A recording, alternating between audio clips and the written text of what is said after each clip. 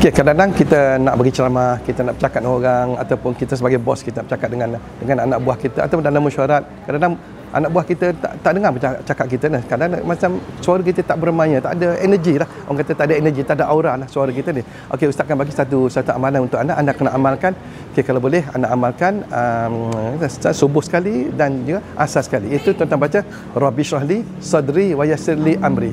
Tuan-tuan baca Rabbi syrahli sadri wa yassirli amri wahlul 'uqdatam min lisani yafqahu qawli sebanyak 100 kali. Ustaz ulang balik. Bismillahirrahmanirrahim. Rabbi syrahli sadri wa yassirli amri wahlul 'uqdatam min lisani yafqahu qawli sebanyak 100 kali pagi dan 100 kali petang. Insya-Allah. Ini penting bagi anda seorang penceramah, anda seorang pemimpin datu atau anda bos. Bila anda bercakap, anda bercakap, biar anak buah kita akan dengar, pekerja kita, orang bawah kita, staf kita akan dengar akan kata-kata anda. InsyaAllah kalau anda amalkan, insyaAllah dan dalam masa beberapa hari anda boleh nampak akan kelebihan. Kalau anda rasa perkara ini beruntung pada anda dan baik untuk anda, sila share pada sahabat dan jangan lupa follow Ustaz. Stay tune dengan Bengkel Rezeki. Assalamualaikum warahmatullahi wabarakatuh.